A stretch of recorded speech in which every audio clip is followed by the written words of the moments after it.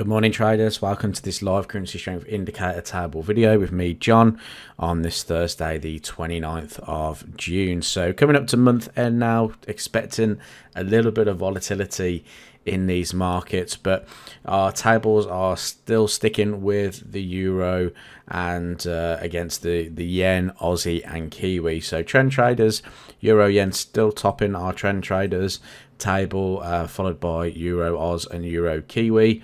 Bit of the opposite way around on the day traders, euro sitting in S3 with the yen also in W3. Aussie remains W2, but Kiwi is now W1. So looking at some of the markets here against the euro, and we're going to see how those played out. Now just to give you an update on one of the trades we posted the other day. So if we actually go to our blog post on the Monday the 26th of June, we talked about Aussie Swiss as our focus pair. We talked about getting short at 59.90, which is that entry point in there, stop loss of 50 pips and a target of 80 pips. And if you look down here, we hit our targets of 80 pips. So nice move down in here for Aussie Swiss, 80 pips banked.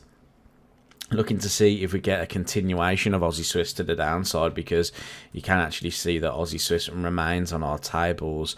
Swiss franc however keeps kind of coming back and coming away from the trend traders table at the moment, so still waiting for a little bit more confirmation. The only situation we can look at really here as well, if we wanted to continue looking to get short in this market, is to extend our targets down to the next level of interest, which is around about the 58 handle. So I'd be looking, maybe if we were to get back into this market, another entry a little bit higher up. I'd want to see price come a little bit higher.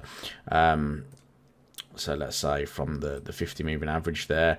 ATR still around about 50 pips, so I want to maybe increase that just to get above that high, above this 0.6 handle as well. And I'd be looking for targets down towards the next level of interest, which is sort of down at the 58.50s or 58.75s.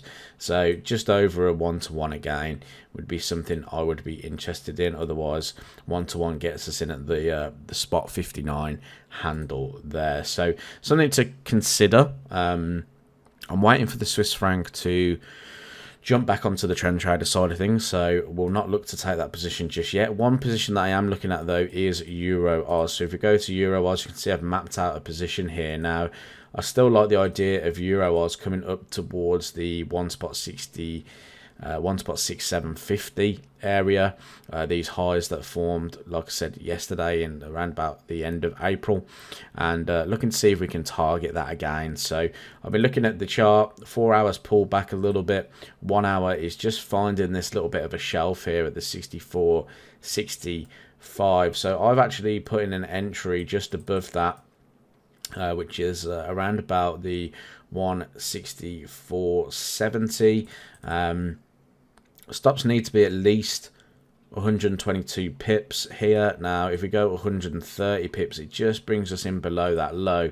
And if you actually look at the risk to reward, if we were going to target that 67 up in here, the 67.50, then you've got a just above a 1-to-2 there. So nice risk reward ratio. Looking to see if price can come back, trigger us into this one for a long opportunity there. I did take a look at euro Kiwi. If you have a little look at euro Kiwi, it's starting to push back to the upside. I still think that maybe euro Kiwi could head towards the 1.82. Didn't really see a entry on this one, to be honest. I was looking at one or two opportunities. It was either the breakout opportunity here or the pullback. So we've kind of had like a consolidation pattern after a rally, so you could argue it's a bit of a sort of triangle pattern after a rally, a flag pattern, and price is trading outside of that now, so we could see an extension again to the upside here. I was looking to see if price would come back down towards these lows before making a decision, but it looks like we're breaking out at the moment, but still early days. I think if price did pull back towards the 1.7910, then I would be interested in a long position on euro Kiwi, considering Kiwi is topping that day traders table in here. So I'm just going to be a little bit more cautious with that one though. I want to see price pull back first. Now you can see euro yen still on here as well. So we've looked at euro Oz, looked at euro kiwi. Euro yen is the next one to take a look at, and I have moved my entry criteria. I was looking to see if price could come back to the 157.10, and I've actually moved it lower now. So the reason why I've moved it lower is because I was looking at the 4-hour chart, and I quite like the idea of the 4-hour highs being brought into play. So I've actually looked at an entry around about 157.